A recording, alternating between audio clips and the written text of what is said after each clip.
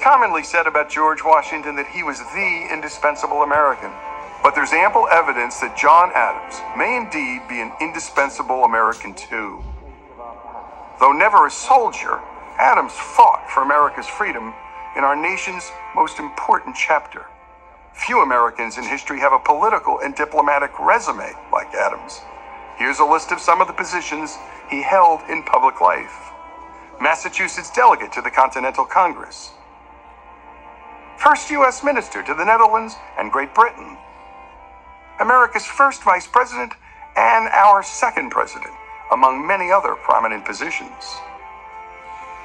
Adams also authored several influential works on government, including, most notably, the Massachusetts Constitution of 1780, which he wrote alone, and which is to this day the oldest written constitution in the world. It served as a model for the U.S. Constitution, specifically its focus on separation of powers among and between the branches of government. But there's much more to Adams' life than his resume, including real accomplishments and crucial battles fought and won for his country. Though Adams was impatient and viewed as too tactless for legislative life, he was a ferocious behind-the-scenes operator and ended up playing a big part in the most momentous decisions in our nation's fight for independence and beyond. His decision to nominate George Washington as Commander-in-Chief of the colonial armies was as consequential an act as any he would perform. Adams first met Washington while the two served as delegates to the First Continental Congress. He was impressed with Washington's military experience and Washington's demeanor, and knew that to unify the colonies, he would need to choose someone to lead the Continental Army that was not a Yankee. Virginia was not just the richest colony, but the largest, and as David McCullough noted in his biography of Adams, quote, "The very proud Virginians felt they had a right to lead." In the Second Continental Congress, no delegate fought harder than Adams behind closed doors and on the House floor for the colonies to not merely sever ties with Great Britain, but declare independence outright. In May of 1776, it was Adams who called for the formal resolution for independence, and it was Adams who organized the committee charged with drafting the Declaration of Independence. Adams chose Thomas Jefferson, 33 years old at the time, and the youngest delegate for the task. He recognized Jefferson's ability to make words work above and beyond the call of common prose for what was to be the most important writing assignment in world history. After Adams and 55 others put their name to paper and pledged to each other their lives, fortunes, and sacred honor, Adams penned these words to his bride Abigail about how that day should be remembered. It ought to be commemorated as the day of deliverance by solemn acts of devotion to God Almighty. It ought to be solemnized with pomp and parade, with shoes, games, sports, guns, bells, bonfires, and illuminations from one end of this continent to the other, from this time forward, forevermore. Any one of these accomplishments would have been enough for anyone's lifetime, but there were more. Adams played a pivotal role in the fight for independence on the diplomatic field, securing critical funding from the government of France and negotiating a loan from Dutch bankers of nearly $2 million.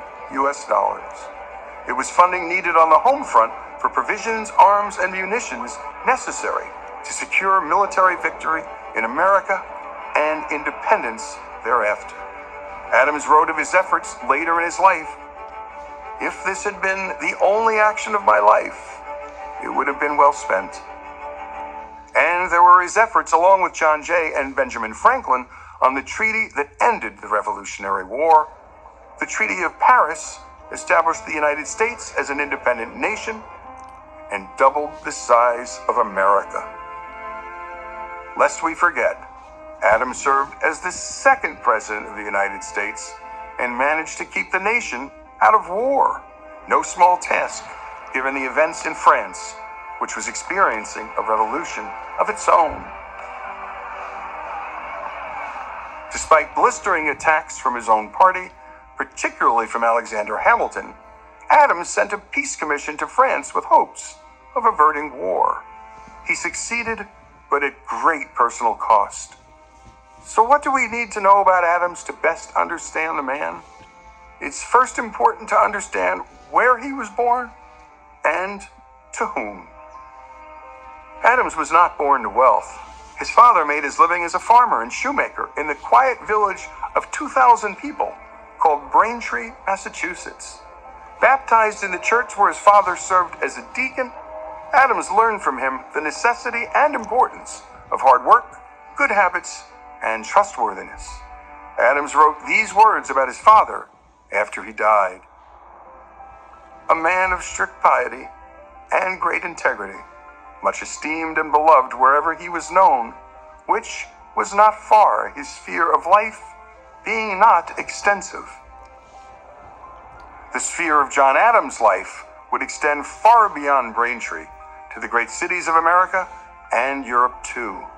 The turning point in Adams' life came in the form of a scholarship to Harvard at the age of 15. While there, Adams cultivated his appetite for reading, which lasted a lifetime. But it was his time debating that he discovered he'd make a better lawyer than preacher, much to his father's disappointment. After graduating in 1755, he pursued a legal career. Harvard Law wouldn't open its doors until 1817, so Adams did what aspiring lawyers did back then. He worked by day as a teacher to pay for his legal training with lawyers in and around Boston, launching his professional career in 1758. By 1770, he was one of the busiest lawyers in town. Then came the moment that tested Adams' commitment to the rule of law and provided posterity with a window into the character and courage of the man. At great risk to his practice, he chose to represent the Redcoats in the biggest case of his time, the Boston Massacre trial.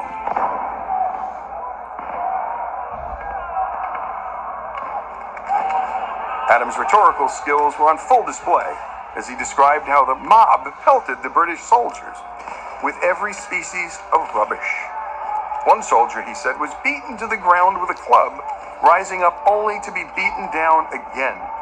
Do you expect he should behave like a Stoic philosopher, lost in apathy?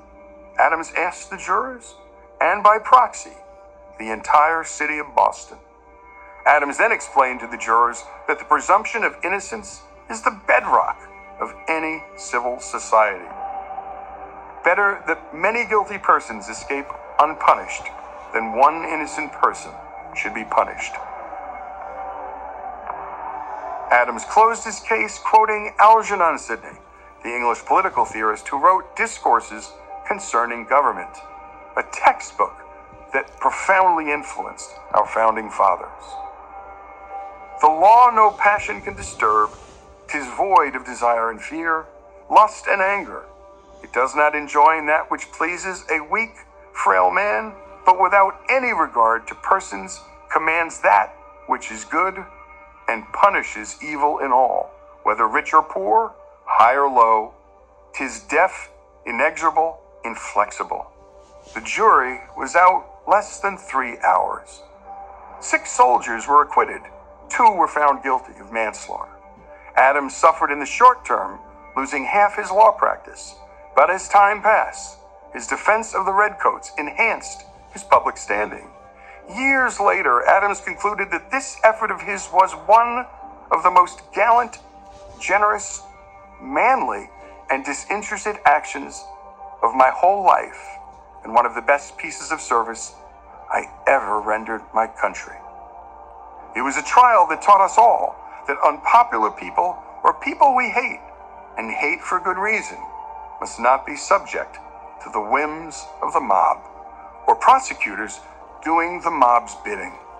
That single story, more than any other, embodied the nature and character of Adams, and the country he would soon help to birth. The American Republic, after all, is built to protect the rights of Americans through law, not the mere opinions of man. In poor health in the summer of 1826, Adams, 90 years old at the time, was visited by some local leaders seeking a toast they could share for America's upcoming 50th birthday celebration. "I will give you independence forever." Asked if he would add to the toast, Adams replied, "Not a word." Adams died on July 4th, 1826, not long after Jefferson, who died remarkably on the very same day, just hours earlier. His last words before dying, "Jefferson lives." In a letter to Abigail written decades earlier on a matter concerning the raising of their children, Adams wrote, "Fire them with ambition to be useful." At great personal risk to his family, health, and wealth, Adams served his country like few others have before or after. What more could Adams have done to earn the honorific indispensable American? It's a question worth asking and answering as we approach our nation's 250th birthday celebration.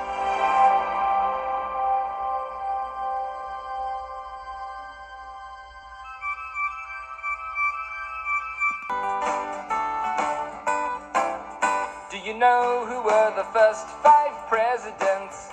Can you tell me, 'cause I'd like to know. Do you know who were the first 5 presidents? What did they do to help our nation grow? George Washington was number 1, he had the British on the run, so let's clap now for George Washington. Do you know who were the first 5 presidents? Can you tell me, 'cause I'd like to know. Do you know who were the first 5 presidents? What did they do to help our nation grow? Then John Adams, number 2, a peace negotiator true. George Washington was number 1, he had the British on the run. Wave your flag now for George Washington. Do you know who were the first 5 presidents? Can you tell me, 'cause I'd like to know. Do you know who were the first 5 presidents? What did they do to help our nation grow? Thomas Jefferson, number 3, bought more land for you and me. Then John Adams, number 2, a peace negotiator true. George Washington was number 1, he had the British on the run. So salute now for George Washington. Do you know who were the first 5 presidents? Can you tell me, 'cause I'd like to know. Do you know who were the first 5 presidents? What did they do to help our nation grow? James Madison was number 4, he made us stronger than before. Thomas Jefferson, number 3, bought more land for you and me.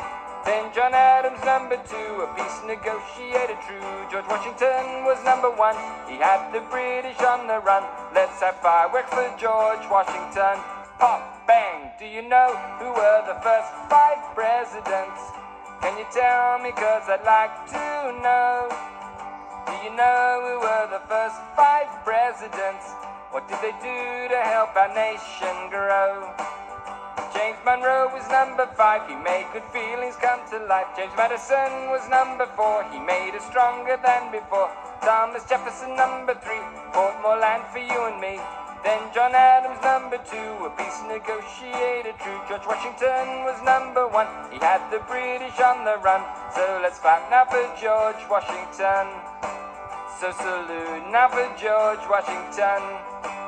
Let's give a cheer now for George Washington. Hooray!